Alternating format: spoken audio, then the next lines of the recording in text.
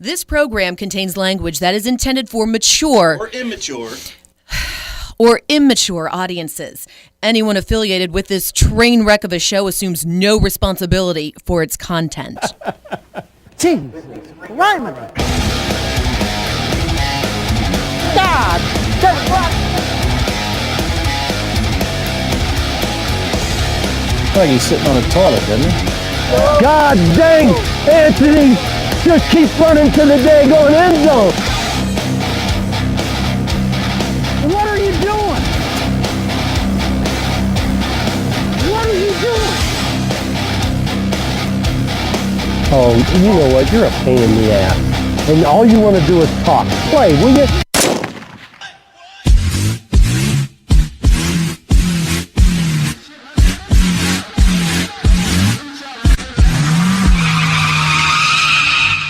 Ladies and gentlemen, it's time to hide the kids and pop the top on a cold one. Coming to you from the extravagant studio at SAA Productions in Charleston, West Virginia, please welcome the inebriated cast of Section 304. We mentioned that Don Nealon was a smart man. I mean, you know, you guys are enough to drive a guy crazy. Good morning, everybody. Welcome into the Section 304 podcast. And as always, we are drinking beers, talking ears. Welcome back. Episode number 25. I guess this would be considered season 2, episode 1. We actually made it into a second season. Joined by John Crum. And in our keg position this week, Kevin Kinder of the Blue and Gold News has decided to come and slum with us on a Sunday morning. So welcome in, Kevin. Welcome back, John. And of course, I almost forgot, producer Steve in the building, dressed real nice today. He dresses up for us, which is really nice of him. But welcome in, gentlemen. You guys, what's been going on in the off seasons? We haven't been in here since the spring game, so Crum and I have ran across each other a couple of times. He's had a life-changing experience over the break, and so it's the first time we've been back together on a Sunday. It's hard to believe we're back for a year two, but it's hard to believe anybody listens to our bullshit. Yeah. It's probably dangerous to put me in charge of the keg.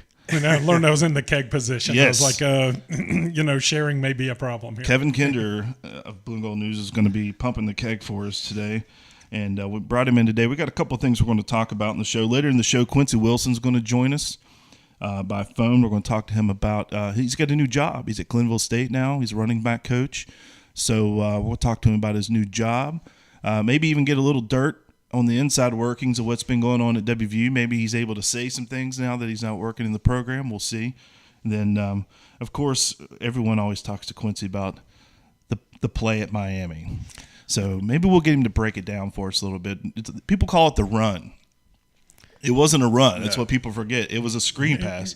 Yeah, and I was on the field for that one, actually shooting that one, and shot several pictures of that, got him in mid-hurdle, and my mouth just dropped open. That's, doesn't happen very often. As many games as we've all watched, you end up seeing those things, but that one was just, everyone was just stunned. I watched it on YouTube yesterday, and I think it was 3rd and long, and I can remember watching that live being like, what the hell are we doing running this screen pass? And he leaves Vince Wilfork in the dust. Yeah, he makes a move on him. And I was down there, I was shooting reverse. I was shooting Miami coming at us, and I just remember seeing the play from the backside. Like he said, I saw the screen pass, and I just thought, oh, shit. And then you just heard the crowd, and it kept continuing. And I had lost him because I couldn't see. He went down the side, so I couldn't see what was happening. And I just remember I said, holy shit, he scored. He trucked. He trucked Brandon Merriweather. I couldn't believe it. And, of course, I was in the $5 section where all the Miami fans sit. And so I started – they had been taunting me the whole game, so I kind of just cracked a smile and had a couple of $8 beers thrown at me, but nobody hit me. When you buy a $5 ticket, you can afford to throw $8 beers. Oh yeah, it doesn't matter. Yeah, all the fans, the Miami fans. I'm sure they were all grads too. Also, we're going to talk a little about recruiting. That's why we brought the expert in today. One of the topics we want to talk about are some of these in-state kids that are bailing and heading elsewhere, leaving the Mountain State, and also we're right in the middle of the Olympics. So I don't know if you guys have followed that very close. But WVU, 5 medals so far. Of course, everyone knows Jenny Thrasher. Also, the women's soccer team had 2 women on the Canadian team. And Yelena Yuchenko was on the where's she from? Belarus. Okay, Yep. so yeah, she was playing women's basketball over there. And Natalie Burton for Australia, too. See, missed that one this morning when I was looking up. So WVU is well represented in the Olympics. I don't think when's the last time we really kind of came out strong in the Olympics? I know James Jett has a gold medal. Right, he ran the prelims and the relays. Ed Etzel, former rifle coach, has a gold. Nico Campriani, that you mentioned earlier, he has medals from previous Olympics, but for sustained success and in one Olympics, I don't think anything matches this one. Yeah, and I've been watching some of the WVU pages. It looks like they've been parading Jenny around. She's been doing a lot of press. We're actually maybe on the list to get her next Sunday morning. I've been in touch with their SID up there, so we're on the list to make it. She might be on the show with us next week. She got the first medal, didn't she? Yeah, the whole thing. Yeah, and that was the cool thing is she was the first, and of course, I think in her interview she shouted out WVU. So people, you know how that is when people shout out the Mountaineers and Morgantown or even the state of West Virginia, people go nuts over that stuff. Absolutely, she's so polished. It's just so amazing for a freshman. And we actually had the debate on BlueGoldNews.com and got some input. Has any West Virginia athlete ever had a better freshman season? I mean, and 2 individual national titles, a team national title, and an Olympic gold medal. I mean, that puts her in greatest athletes of all time. College at West Virginia. You could probably go ahead and just call it a day at this point. Yeah, I mean, not the best yet, obviously. Jerry West and some other people like that are there, but for a freshman season, that's just off the charts. It's a shame. I think they should take the Mountaineer should have to come from the rifle team so they could actually maybe pick somebody off as they're getting ready to score or something. But the rifle team up there is 3 straight national champions, 4 straight national champions. I was trying to think what T-shirt I had. I think I bought the back-to-back one and then skipped it last year. Thought, I've already got one, so I need to get my updated national championship shirt. So. Obviously, great time in Rio for the Mountaineers. They're having a big time down there, and they haven't seemed to embarrass us. They haven't been out, tearing up bathrooms and that type of stuff. So that's a good thing. And the Morgantown can come out in anytime, anywhere. So they've represented WVU well down there. Let's get a little bit about in the off season, some of the crazy stuff that's been happening. Obviously. The issue, going into last year, everyone was worried about the offense, and the offense seems to be okay. That is, if they continue to progress. Now we're worried about the defense, and how big is Henry's injury? Oh, it's huge. It might even be bigger than Carl Joseph's loss last year, and that's not from a perspective of which player is better. But just because last year you had K.J. Dillon, you had other guys that you could lean on still around them. You had 2 senior corners, or 2 corners that are now gone to the NFL, guys that you could lean on and, kind of take up some of the slack. This year, Drayvon was that anchor. Right. You had all the young guys that are starting to rebuild. So, from that perspective, this one might hurt a little bit more. I think Kevin's right. I think it's more devastating than Carl Joseph. Like he said, we had veterans. We also had Kwiatkowski, guys that have been playing for a long time. Right. And Drayvon Henry's a guy who came in. His first start was against Alabama as a true freshman. That tells you what kind of talent he was. And he's got next level aspirations. And I guess we have a lot of guys that are seniors but haven't played a lot. And to lose the quarterback, who I consider the quarterback of the defense, I mean, it's huge. The only silver lining I can find is Jeremy Tyler has played a lot of football, whether it's special teams or depth, filling in for guys. And you think he fills in for Drayvon, and then they move Jared Harper over to, I'm not sure what, Bandit. I'm strong safety. I just call him strong safety. Yeah, got all these damn names for these things. Yep. So but I mean, it's a killer. It really is a killer. And also, we have 3 weeks.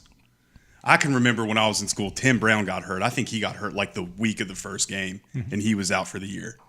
So they have some time to prepare, but there's really no way to sugarcoat this. Right. And like you said, there's a lot of guys There's guys that are returning in the backfield, but they haven't started or played. You've got 2 JUCO transfers or fifth-year seniors that are going to kind of plug in a little bit, and I guess they're going to kind of lean on Kazir White.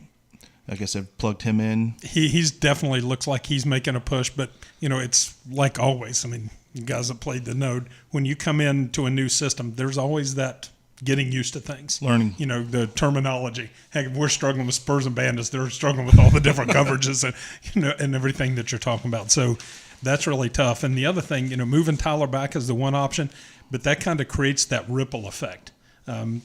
Talked about this a little bit this week. Don Nealon says the one regret he had about the '88 Fiesta Bowl season when Darryl Whitmore broke his leg in the last regular season game was for the Fiesta Bowl. Instead of just playing his backup, he moved Bo Orlando from strong to free and then put Bo's backup in. And he said he felt like that messed with the continuity of the defense more, that if he had to do it again, he would just put his backup in there. So, which way are they going to go? I mean, moving Tyler is obviously a safe move. You can't argue with that. But the hope is that maybe someone like a Toya Savory can be strong enough, to play that free position, learn enough in the next couple of weeks. Be interesting to see how that plays out. The good thing is, one thing that I've failed to do in the last couple of weeks is look at Missouri's offense. But if I remember correctly, they're a throw it around type of team. But the good news is you've got a couple of weeks before you get into the real throw it around guys and get into that Big 12 schedule, because they're not going to, nobody runs football in the Big 12 hardly. I mean, everyone's throwing it all over the place. So hopefully that gives you a couple weeks to get prepared and, get them in there, get them hitting people and hearing the call, the feel. Because like you said, until you're out there, you don't know what you're really getting into. So you got a few weeks to really kind of dial it in before the Big 12 season starts. Well, with Missouri, though, I think they had one of the worst offenses in the country last year.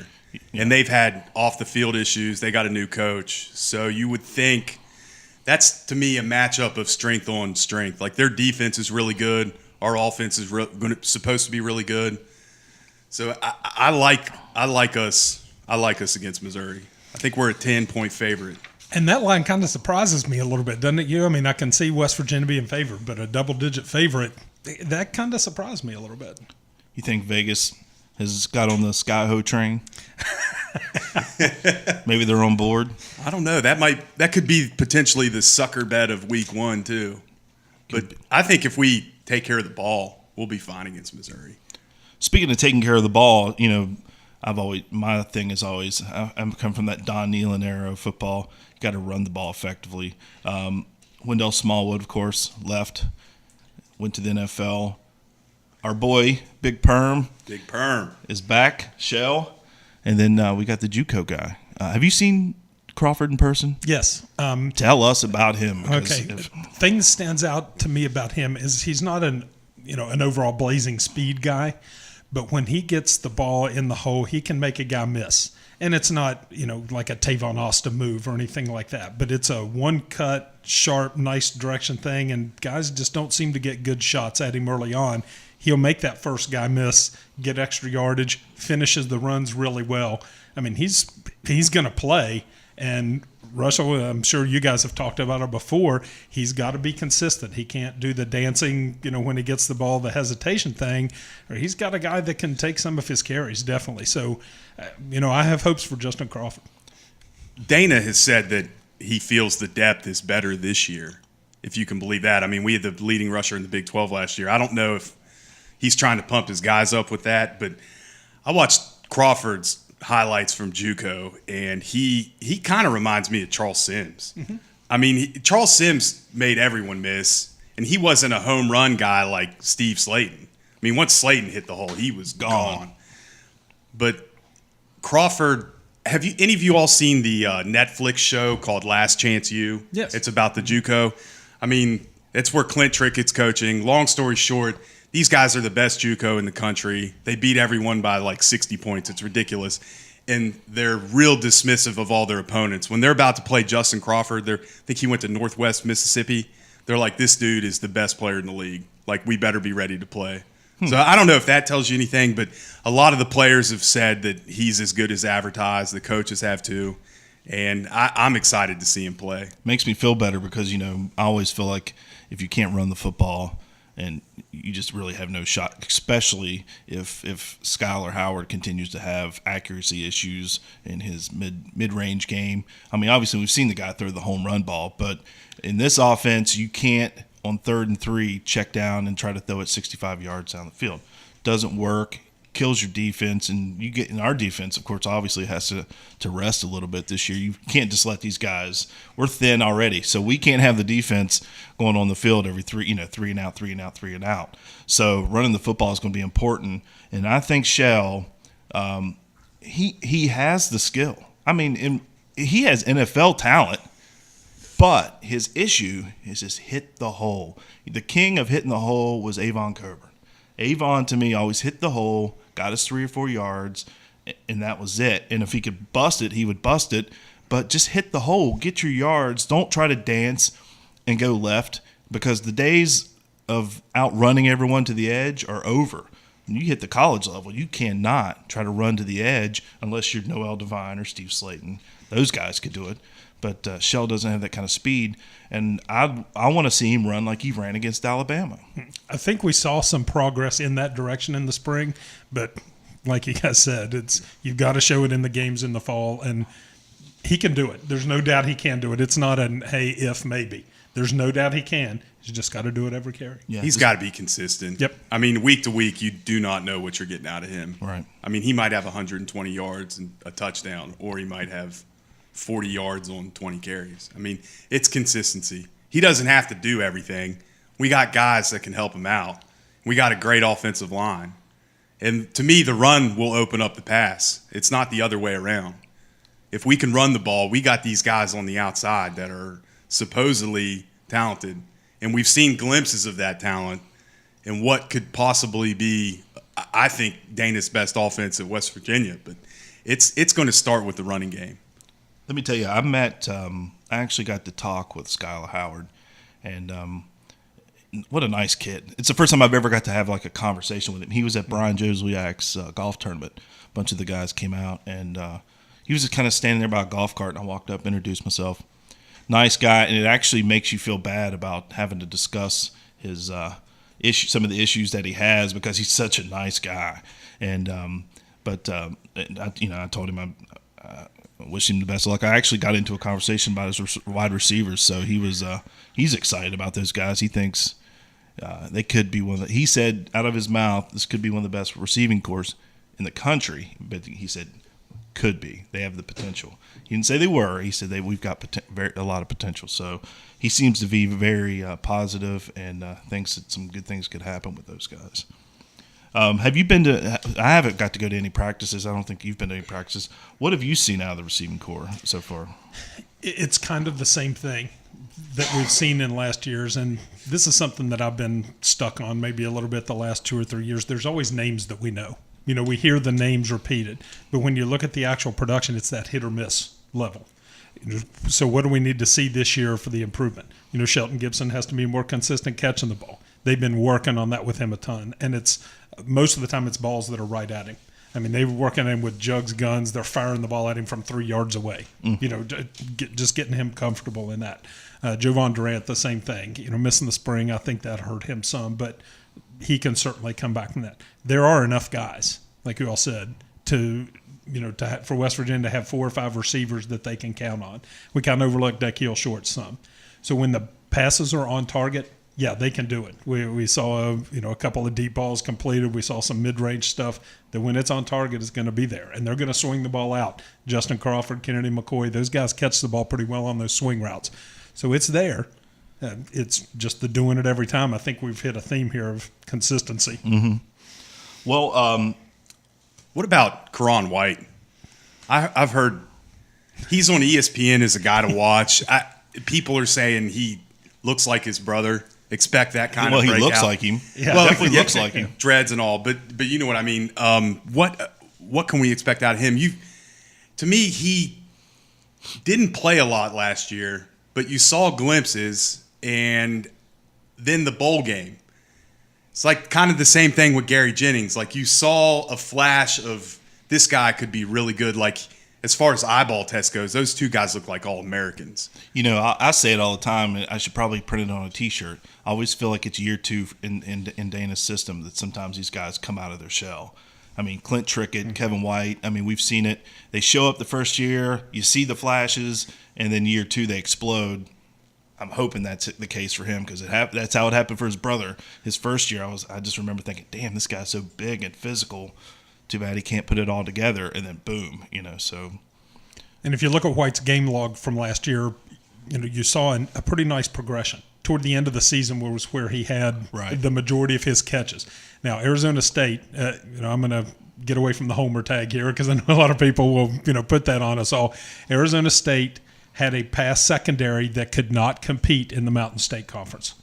Their secondary was horrendous. It was the worst secondary, worst pass defense I've ever seen on a college football field. So we've got to take some of those stats. Bad ones. Oh no, it was awful. And now that so does that take away from West Virginia's performance there? Maybe a little bit, but I think it's it's always a mixed bag. But I don't think we can expect Skylar to throw for 500 yards every game either. He should have thrown for 800 yards. I mean, it was they were just so bad. He hit a few passes; it would have been 800 yards. But I think you did see that progression that you're talking about, and you saw some of those things as he built on it. So, that's one of those fingers crossed things definitely be looking for this year.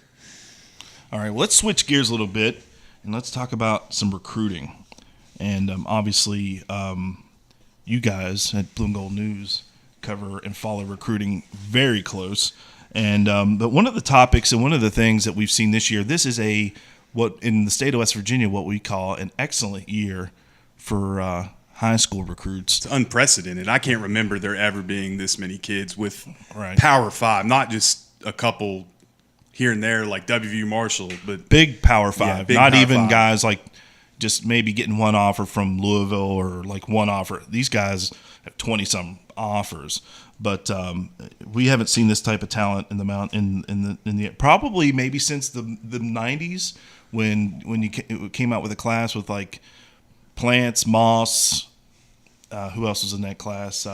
Bobby Howard. Mm-hmm. There were some guys in the mid 90s that ended up at big schools. Obviously, we all know Randy Moss's name, Bobby Howard, Mark Plants at West Virginia. So it's probably since been the 90s since we've seen a class like this. But the problem is, doesn't seem like people want to go to West Virginia.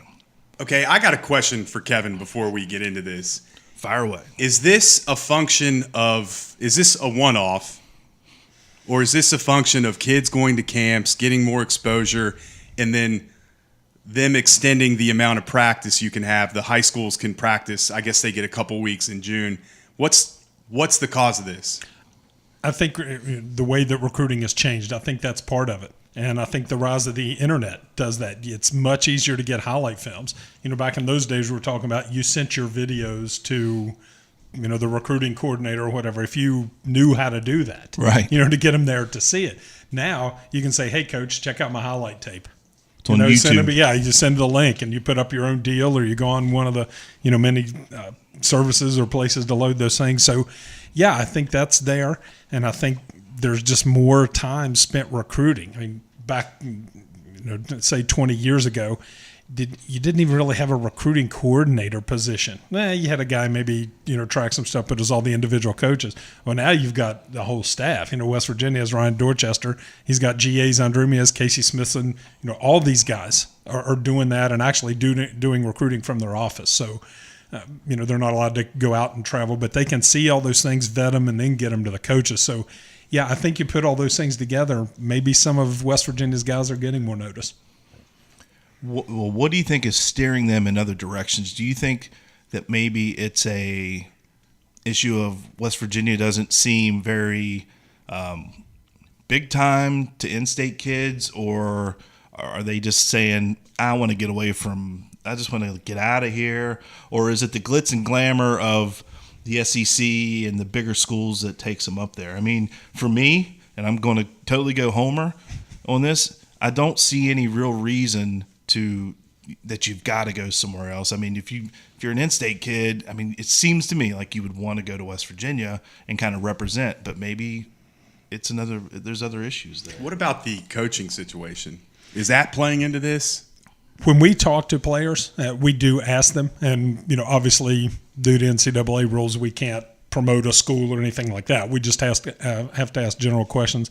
We do not get a lot of feedback that the coaching situation, now maybe one or two here or there, but the fact that somebody has 2 years left on their contract or 3 years or whatever does not seem to be high on recruits' minds.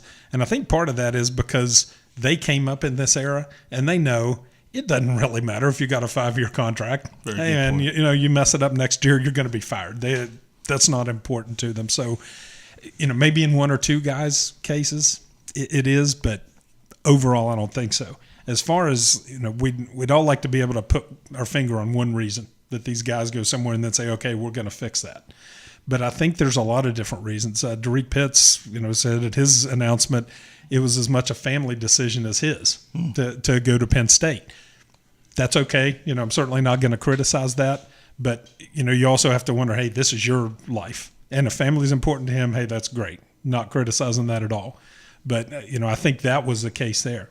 Some of the things that you said about in-state guys wanting to be in-state, well, when you look at guys in Huntington, and again, not a zap on Huntington, but that's a long way from Morgantown.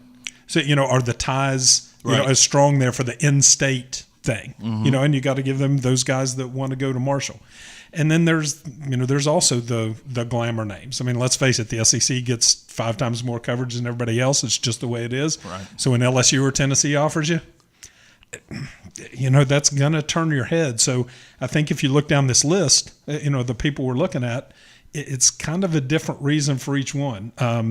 Dorian Etheridge at Louisville. I think losing Lonnie Galloway to Louisville was the big key there. Right. Lonnie was his guy. So he goes there and suddenly that flips and they raise up. I think West Virginia was in decent shape at least, with him. So it's kind of a grab bag of reasons.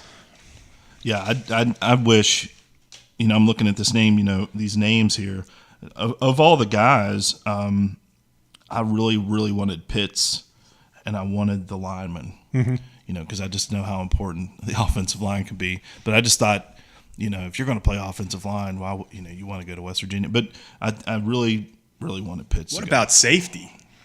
That's what kind of blew my mind about all that. I mean, if you're a safety, you want to play in this defense. We kind of showcase safeties. Right. And we just had Carl in the first round and then KJ Dillon. I don't know how he's doing with the Texans, but Carl Joseph is they're all over him. Yeah.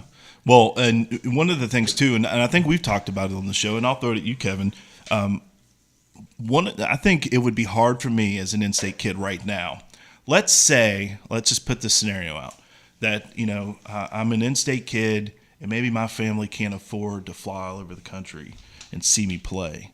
So, but I want them there every week. And I know they can't come to Texas and they can't go to Texas Tech and they can't go. So maybe that's where these teams like Pittsburgh, Louisville, maybe that's, these ACC schools and even the SEC, Tennessee, you can drive to the SEC. Maybe that's where a decision like going to Penn State instead of West Virginia comes into play, where your family can't go everywhere. I mean, I don't know what his family's financial situation is, that type of thing. But I'm saying, well, maybe that's the deal. You can drive to Big Ten schools. Yeah, to those road schools. Yeah. It certainly could be. And I think that hurts kids getting kids from Ohio, Pennsylvania, West Virginia, when you want your mom and dad in the stands every week and they could probably drive but can't fly. I think that would definitely that would be a part of the issue for me to come to West Virginia. And I think that's one of the things maybe the Big 12 has hurt us, where it's hurt us a little bit with some of these guys. Some of them, not all of them, but some of them. And not to open up another line of discussion, but I think that's where Cincinnati getting in the Big 12 would help West Virginia. Not necessarily in actually recruiting guys, but hey, here's a road game that you can go to every year. Couple that with another regional game, West Virginia's playing one in Maryland or Charlotte or whatever each year.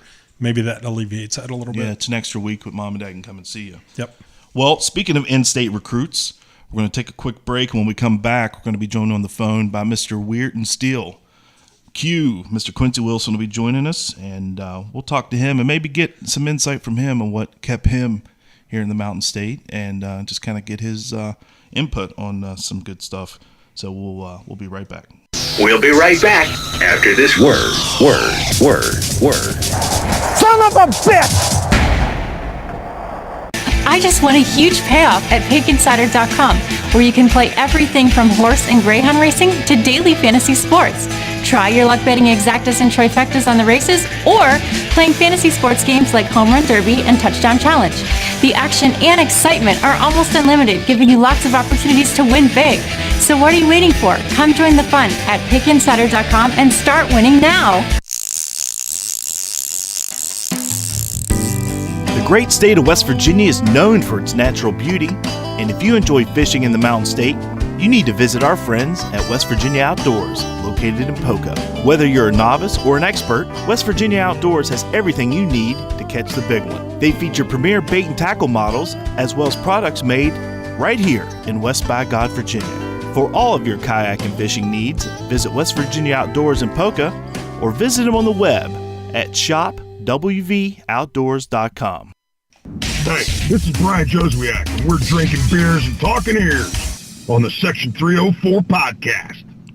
All right. Welcome, everybody, back to the Section 304 podcast. And, of course, we are always drinking beers, talking ears. And joining us on the phone is our good friend, Quincy Wilson. What's happening, Q? How you guys today? We're hanging in there. You guys at Glenville, you guys are practicing today, or what's going on up there? Yeah, we went this morning. We beat the rain, and picture day here this afternoon, and school starting tomorrow. So give the guys the rest of the day off, to get ready for that stuff. So into camp, as they say.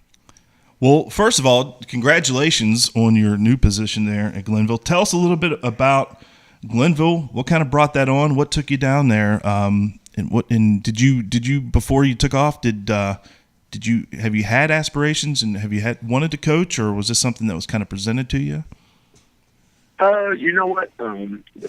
Starting off, WVU kind of went in there with an open mind, and by about year 2, I started getting that itch, to coach, and started going to the conventions, started meeting people, and kind of talking, people about their stories, and everybody kind of has a different story about how they got into coaching. So I figured, since I'm already, got my foot in the door, it's any opportunity, you get to coach, you got to take. Interviewed with a couple schools, after the last season, and new Coach Hutch and those guys, they came up to our coaches the last 3 or 4 years, and just to see them. So interviewed twice, and they offered me the job to do this. Quincy, you were in that player development, player management position at West Virginia. Mm-hmm. What did you learn there that helped prepare you to be a position coach? You hit it on the head, Eric. It's Daniel's a real detail-oriented guy, and puts stuff down. So when it comes to being on top of things, you have to know what you're doing, know what's going on, have it on your guys. For me, it was the whole team, which was good, because you kind of get a chance to interact with your seniors all the way down to your freshmen and even your walk-ons. So just being prepared and not being surprised by anything. Hey, Quincy, this is John. Who is a guy that we need to keep our eyes on this year that maybe hasn't played yet for WVU? As far as WVU? Yeah. I think even though he's played but not played, I expect, a big year out of Howard Steve Benton. I've heard nothing but good things this camp about him in the middle. When you lose Nick and you lose, Shaq Petaway, that's a lot of production. I think, Hal and Xavier and those guys are going to really help that linebacker core check. You've had the inside track, and you've been with the team over the last few years. Tell me the vibe there in the locker room with the staff, just the overall vibe. Obviously, when you're on the inside, you don't hear some of the things on the outside, and when you're on the outside, you definitely don't know what's going on the inside. So just talk a little bit about what's the vibe with the kids and the staff, and just in the program itself. Just talk a little bit about that. there's been excitement. You go into the Big 12. It's one of the top conferences in the country. So if anything, it's taught us, where we have to get, as far as player wise, with that, just the look of your team. So as far as Tulsa team, we had a lot of great leaders. We've had a lot of great guys through there, draft picks and all that stuff. So I think we're on track talent-wise, because now getting to the point where we're consistent, every year in and year out. We've been through everywhere. We've been through everywhere twice now. I'm going on our 5th year in the Big 12. So now it's just, let's take it game by game, and let's be 1-0 every week. Quincy, West Virginia fans' perception of Glenville probably still goes back to the open air attack, Rich Rodriguez and Jed Drenning slinging the ball around, all that. What is your offensive identity going to be this year? They had some great tailbacks last year. Drake and those guys both were well over 1,000 yards in 11 games. So it's been the spread attack, more run oriented than pass. And this year we're just going to look to be a little more balanced and keep the chains moving and keep the points, keep the scoreboard humming. Hey, Quincy, this is John. One of the topics we discussed before we called you was in-state recruiting and how West Virginia's lost some guys this year. You kind of talk about being an in-state recruit and why you chose to stay here. For me, it's a fit. Just as you're from West Virginia and it is your home state. I think a lot of people get caught in that. You're supposed to go there. It's not always a great fit for everybody. You have to go where it's best for you. You're the one that's going to have to go to class and be in practice and be with all the other guys. So, it was a fit for me. Coach Nealon and those guys brought me in. I felt good about it. So it was just a great fit at the time. Years later, obviously, can you just talk about, you just came down and visited with me a few weeks ago. Can you just talk about the love that you still get from the people here in West Virginia? And do you think maybe where you did stay here in state, and you think that kind of let the fans give you a little extra love? It's what it's about. It's what it's about. It's their pride, in every sport. You go anywhere, these people, of course, I've been fortunate. I've still been around the state, so I've got to do events and still been kind of around, and it's been nothing but positive reaction. We have the best fan base in the world. They're loyal. We're the pro team in the state. People really look forward to Mountaineer football, and it was great to be a part of that. Quincy, as a coach, how do you teach your guys? Do you relate it to things that you've done, things that you saw while you were in your position at West Virginia? What's kind of your process in teaching your guys at Glenville how to do things correctly? To me, like I said, I was on the player relations side. So my first thing was getting to know every guy. Every guy's going to learn different. So without right on the board, somebody might get that. Guys might learn better watching video. Some guys, they need to do it on the practice field. So, it's knowing your guys and, making sure, your message, gets across to everybody. All right, I'm going to rewind back to the run against Miami. Can you kind of go into that, like what you were thinking? Was that a design play call, or did Rasheed just check down? The play before, we had just missed a wheel route. KJ wide open. We hit it earlier in the game. I think he ran for like 80 yards. Called it again, and she kind of overthrew him. So, you got to refocus and like getting your breath back. And we called the screen pass, and we had put it in that week. If we hadn't been a big screen team, especially to the back, they were aggressive to you. They would come upfield, and we called the screen. And after that, your natural football instincts just kick in. What, over the years, how many times have you told that story? It's a daily. But it's the first time today, so we're good. Yeah. 11 o'clock, we're ahead of the game. Man, Quincy, I know you're modest about this kind of stuff too, but if I had done that, I would have like a video thing that I would carry around with me and just it would just be on a loop. Yeah. Have your Glenville guys seen it? Do you think they know about it? Oh yeah, it's one of those things. Once they know who you are, and these guys they're all over the social media stuff. So it's good. have a player they can click on and go to. All right, Quincy, thanks for joining us here on the Section 304 podcast, and we appreciate you taking time to talk with us. I know you've got a busy day, so we're going to let you go do that stuff. So thanks for joining us here on the Section 304 podcast. So what we're going to do is, week by week, we are going to have a segment. What we want you guys to do, the listeners, is to kind of follow it on our Facebook page. This year, once again, we're going to give away one of those beautiful pieces from our friends at the Bearwood Company. Have you ever seen those before? They're cut out in the state of West Virginia, and they're reclaimed wood. I didn't know the name of the company. Yeah, it's the nice. Bearwood Company, man. And we give, what we do is we have a contest. It's the fan of the week. So we're going to put a thread up on our Facebook page, and what we want you guys to do is simply upload your pictures rocking your gold and blue. You could be with a coach, you could be at a tailgate. Just upload your best pictures rocking your gold and blue, and then week by week we will pick a fan of the week. We'll send you some Section 304 koozies in the mail, and we'll enter your name into the end of the season drawing, and we'll draw a name and give one of those babies away. They're beautiful, man. Nice. They're beautiful. But all right, we're going to take another break, and when we come back, we're going to chat a little bit about the Mountaineers in the NFL, and we'll see what's going on. There's been some preseason stuff, and of course, you got some guys coming back from injury. Chat a little bit about that. Hand out our Beer of the Week award, and we'll just kind of generally bullshit around for the rest of the show. But we'll be back right after this. We'll be right back after this word.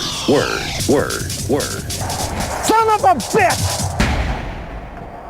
You're buying or selling a home. You still have to work and take care of life. Get the real estate company that takes care of you. Property Elite. We communicate with you. Revolutionary, isn't it? No frustrating waiting, wondering, pacing back and forth. Property Elite sells your house fast using technology, social media, and old-fashioned hustle. We search for that perfect house relentlessly until it's yours. We can help you with anything on the market. You have lots to take care of, so take care of it. We'll handle the real estate on Facebook and at PropertyEliteWV.com. Hi, I'm Dale Sparks of All Pro Photography and Framing, featuring the Dale Sparks Collection. Everyone has a favorite Mountaineer memory. Over the last 34 years, I've captured them all. Whether it's Major Harris's The Play, Quincy Wilson's The Run, Pat White's The Run for the Record, or Hot Rod Hundley's One More Shot, they're all here. Visit our photo gallery at 160 Pleasant Street in Morgantown. You may not like them, but your girlfriend does. Welcome back to the Section 304 podcast. Welcome back in, everybody. It's Section 304 podcast, drinking beers, talking ears. John Crum, Kevin Kinder, Blue and Gold News, and of course, producer Steve in the building. Steve had a life-changing experience over the summer. Steve got hitched, and I'm sure he was. Till Marshall graduate. Well, on the way in, I pointed it out to Kevin, and I was like, check this out. I was like, we come in here every week. We got to walk by all this Marshall gear when we walk in, but it's all good. Congratulations from us. Did you guys get drunk at the reception? Totally. Yeah. It's the way it's supposed to be done. It's the way it's supposed to be done. Well, let's talk a little bit about this. We're going to have a new segment every week. Ears in the NFL, and it's brought to you by our friends at PickInsider.com. Sarah from PickInsider.com is in here with us today. If you want to come on up and have a seat here and join us, and we'll talk a little bit about what's been going on around the NFL and who's in camps and who's doing what. Just jump on my microphone here with me. But Sarah's here with us from PickInsider.com, and if you haven't checked out the site, check it out. It's a fantasy. You can do your fantasy games like through PickInsider.com. So, and it's you can, I guess, win some cash and play games week by week. I'm still kind of diving into it. I'm not a fantasy sports player, but I'm going to start playing just because I like the fact that you can play week by week and pick your teams and that type of thing. Because fantasy football for me, it's too long. My attention span, keeping the teams, making trades, and all that bullshit, and people bugging you all week, wanting you to, and all the little backdoor deals everybody does whenever they waive people. You know how that crap works. So it's. I haven't played in years, but I'm gonna pick up the habit, I think, this year and work and do stuff through PickInsider.com. So let's chat a little bit about the NFL. lots of Mountaineers in camp. And, of course, guys like Bruce Irvin, he's going to make a team. Tavon Austin, he's going to make, obviously those guys are going to make rosters. But there's some rookies that are in camps right now. Thursday night, the Raiders played. They played Green Bay, and Carl Joseph made it back to the playing field.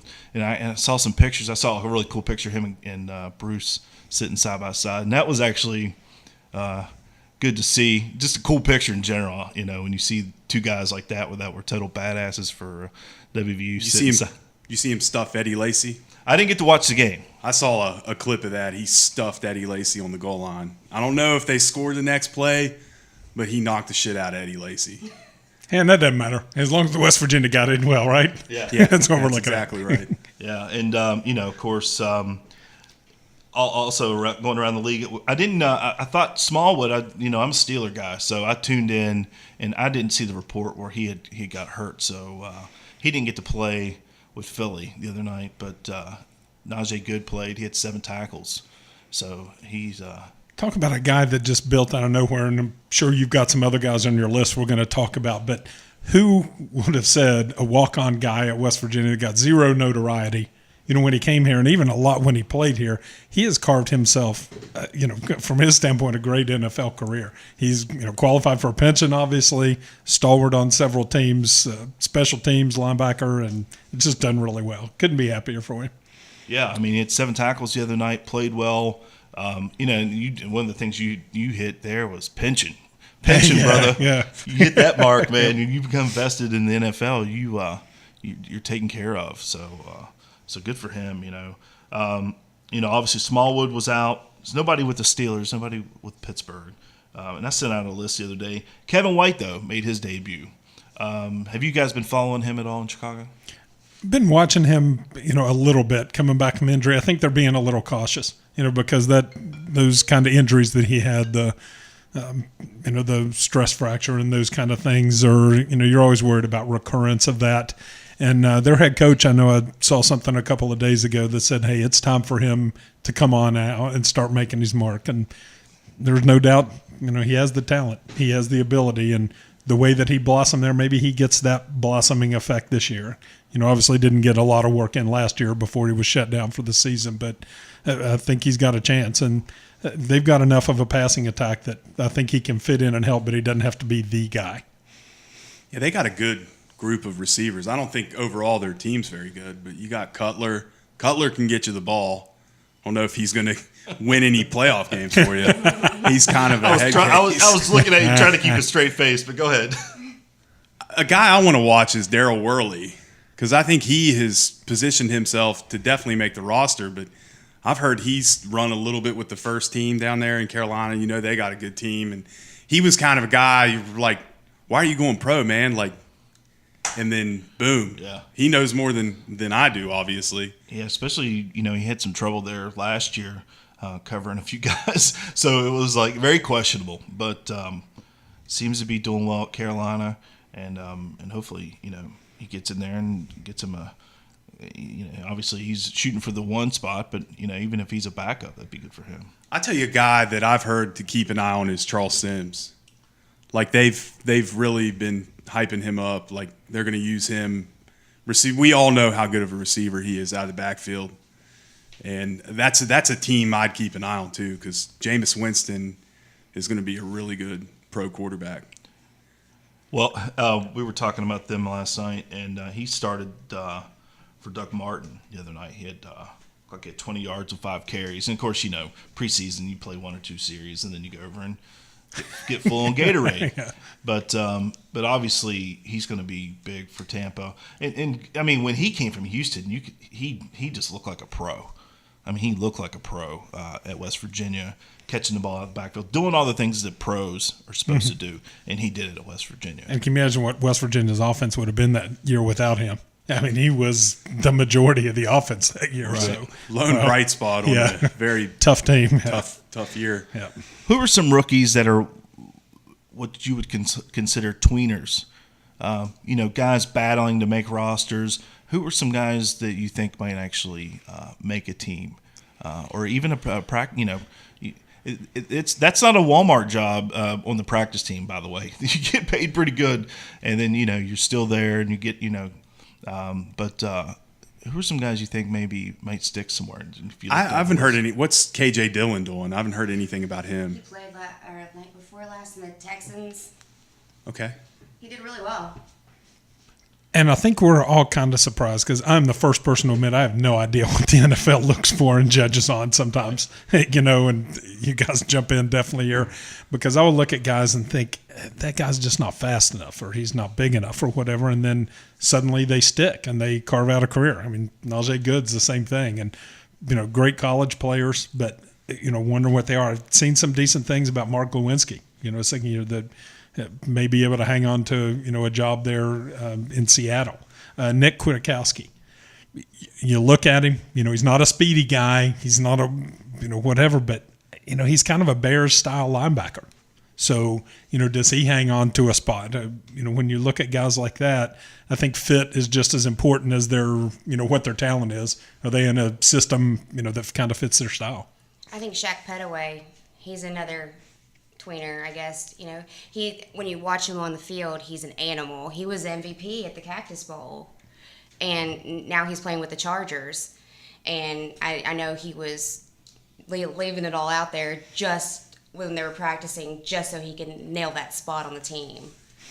And his teammate Dreamus Smith too. Another guy that, man, was I way off on. When I watched him in junior college, I thought this guy's going to come in and have a huge impact. And, he was an okay back, but other than the big run against Oklahoma out there when he broke the tackle and went 70-some yards, never really met our expectations, but apparently he's getting it done, and he's going to stick out there. Maybe the light has gone on for him some. And not so coincidentally, that always colors my opinion toward JUCO guys because after I thought Dreamus was going to get great, I'm going, okay, Justin Crawford's the same guy. Led JUCO in rushing and obviously was great, but can he do it on this level? What about Geno Smith? What's going on with him? Wow. I think we all just made the same, rolling of heads and whatever. It's just a never-ending soap opera. You think going to New York was the worst thing that ever happened to him? Yes. Because I think Rex Ryan is the most overrated human being ever in the NFL. I mean, he's a loudmouth. He doesn't win. He went to the AFC Championship twice, big fucking deal. And he goes there, and their whole MO was defense, and he's supposed to come in with the limited talent they had. And it's just never... And you only get about 10 minutes in New York to prove your point. Right. Yeah. The media is brutal. The fans are brutal. Fucking New York is brutal, just in general, especially. Do you think he's a backup, though? Do you think that's what he's going to be? Just a solid backup? His best move is to get the hell out of New York and go to another team and kind of wait his turn and maybe get another shot. I mean, somebody's going to take him. Obviously, quarterbacks aren't just running around. Great ones or good ones or decent ones aren't just running around going, hey, I need a job. Because if you look, most teams don't even have a decent starter. So, he could he's going to land somewhere and maybe get another shot. But it's all about system. We're talking about Najee Goode. We talk about guys. It's all about where you land in the system. I mean, think about Corey McIntyre. You remember Corey? Oh, sure. He played, 12 years in the NFL? Mm-hmm. And do you remember him being a stud at WVU? He was a great player. He was a fullback in the NFL, wasn't he? He played defense. And he was a linebacker. Yeah. That's like Will Johnson. I mean, we could never find a position for – he was a wide receiver. He was a tight end. He was a fullback. They never could find a position for him. Offensive coordinator, cheerleader, Mountaineer mascot. He did everything, and then all of a sudden, boom. Now I guess he's in New York, and he's going to stick. So it's really about where you land in the system and that type of thing, and hopefully and I remember talking to David Upchurch, who obviously I have family relations with, and when he went undrafted, and when he talked about it, and it's back to recruiting, it's about your best fit, looking at teams that you can possibly make. You look at how many guys. So when you become a free agent and you bounce around, it's about going to the right team where you're going to get an opportunity. All right. Have you all watched Hard Knocks yet? No, I have not seen that. Man, so. Tavon was always a quiet guy in Morgantown. He ain't a quiet guy. He's like the best shit talker on their team, and he's hilarious. Well, Well, that was one of the things I was going to bring up was Tavon. And obviously, is he going to get some fantasy love this year? If you're a fantasy football player, do you pick up Tavon Austin? In a heartbeat. I would pick up Tavon Austin in a heartbeat. Is that your fandom talking, or is that your numbers? Because, I got to get back into the groove. And as far as, do you think he's going to produce? We've been waiting, and it seemed like last year he was starting to come out. So would he be a good pick for the fantasy football players out there? I don't know. There are games where he gets a lot of touches, and then there are games. Another thing with the Rams, though, is their quarterback situation has just been a mess. They need to call Mark Bulger back. They do. Seriously, I mean they're having a tough time. But I think they have to figure out a way to get the ball to Tavon Austin, and I think they're going to. That's what makes me wonder if he's going to be a good fantasy football pick this year. It's a contract year for him, isn't it? Oh, well, he's going to blow up. You might want to take him in the first round. He's a guy that keep an eye on. You probably know this better, being involved in the fantasy picks. How much of his value depends on what scoring system you're using? And how you evaluate, do you get more points for long scores, punt returns, things like that? Well, I'm not really sure. This is going to be my first year playing it. Okay. And I still have to nail down all the specifics. But Heath Knoll, he's our fantasy football guru. He's the one that's going to nail you with stats after stats after stats. I'm really excited to play it for the first time. I've never really, had a fantasy football league that I ever joined. But the awesome thing about Pick Insider, like Anthony said, is that it's almost like your slate gets wiped clean after every time. And it's a whole lot less loan sharky than on other sites. Right. So you have that opportunity to make a lot of money. And now they're giving out special signups, like they'll match your initial deposit up to $50. So you put $50 in, they'll put $50 in. So you got $100 in your pocket that you're willing just to spend on your fantasy football team and make some killer cash. That makes back to my question: is Tavon Austin going to make me some killer cash this year? Because he really is about the only guy that I think of all of our guys in the league that could possibly put up some fantasy points. I mean, I don't know if Kevin White will. But I think Sims, though, like you said. Well, yeah, Sims has a guy to keep an eye on. I think I saw something on ESPN about fantasy, and they were talking about him because he gets touches running the ball, obviously, and then they want to use him in the passing game. So yeah, he may get in the end zone for you. All right, well, we're going to dial this down, but before we do, it's that time of the week again. It's time for the Beer of the Week Award. It's the time for the Beer of the Week Award. So we'll go around the horn here. Obviously, we don't have an MVP from a game, so maybe we can hand out some beers to some off-season stuff. We'll just go around the horn here, and I'm going to offer up my Beer of the Week to the Mountaineers in the Olympics. Jenny Thrasher. She's not old enough to drink, though, bud. Well, I'll drink it for her. How about that? So all the Mountaineers in the Olympics, they get my Beer of the Week award. I got to go with Jenny Thrasher. I mean, when we were in a little break, we were talking about her having probably the best freshman season ever for any Mountaineer. And I think she went down there and represented not only West Virginia University, but the whole country with a lot of class. So good for her, and bring home another NCAA championship.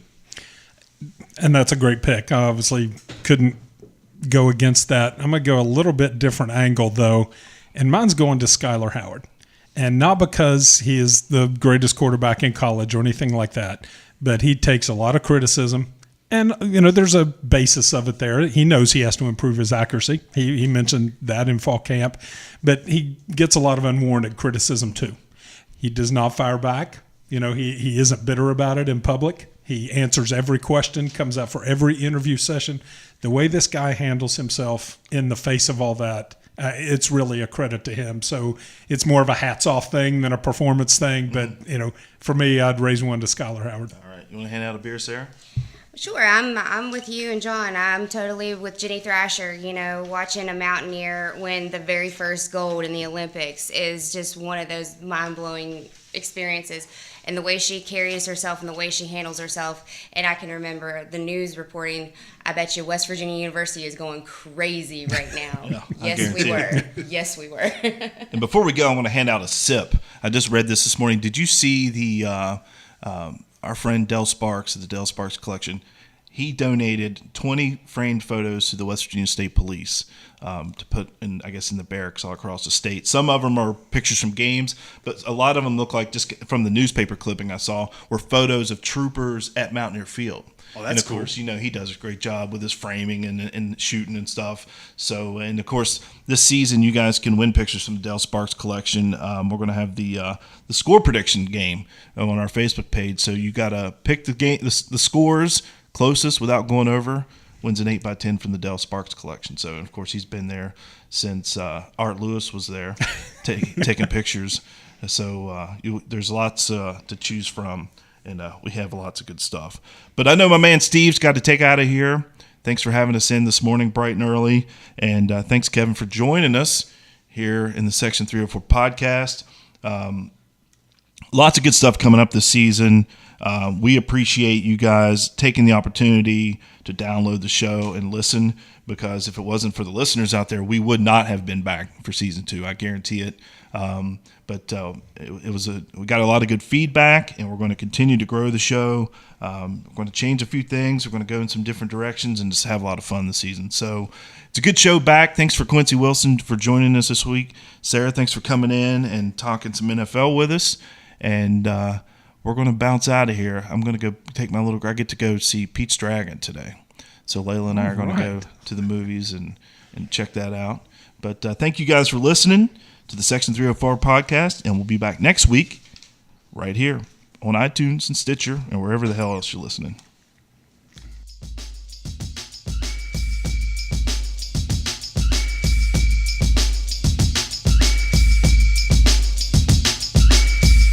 The producer for Section 304 is Steve Adams for SAA Productions. SAA Productions specializes in affordable, small-scale audio and video projects. Wanting to jump on the podcast bandwagon?